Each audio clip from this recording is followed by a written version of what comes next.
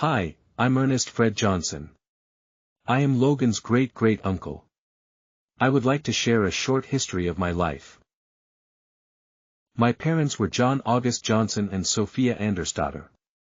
My parents were married in Sweden and then immigrated to the U.S. and homesteaded in Randolph, Utah.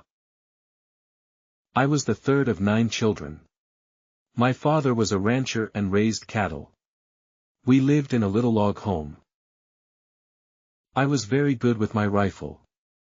Many in the county considered me one of the best marksmen. We had a wolf that was attacking our herd. I went on a hunt and was able to kill the wolf. It was said that this was the last wolf ever seen in the county after that. I wanted to serve my country in the Great War. I was now 25 years old. This card was sent to my mother when I arrived in France. My father had died when I was 18. In September of 1918 we were not far from the village of Éclosfontaine, France. The company I was part of was the 91st Divisional Reserve. On the first day of the battle, September 26, we had no casualties. That night we camped on the top of a hill north of Very, where we dug shallow pits in which to sleep for the night, and in which to have protection from fragments and high explosive shells. Our company was on the front line. On September 27, we proceeded northward and were under pretty heavy shell fire. Our kitchen did not catch up with us and we were told to eat from our reserve rations. We continued and found refuge in the woods near the village of Éclosfontaine. In the afternoon of September 28, 1918 we were lying 100 yards from the edge of one of the patches of woods.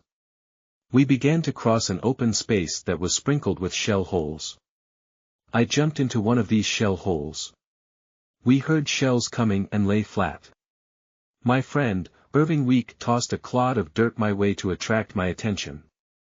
I had been hit and lost my life in this battle. Before my family was informed, I was buried in a military cemetery in France. Upon hearing of my passing, my mother wanted to bring my body back home to Utah. It would take 3 years before they shipped my body back home. This is the gold star band that my mother wore on her arm.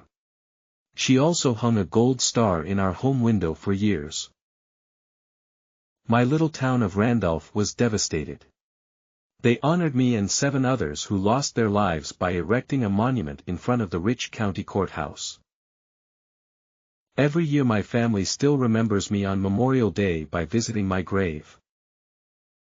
H. F. Wendell wrote the following in remembrance of me. He heard humanity's clear call, and knew the voice divine. He gave his life, he gave his all. In deadly battle line. The silence starts in love, look down. Where lies this loyal son? In frost and dew they weave a crown. Of honor he has won.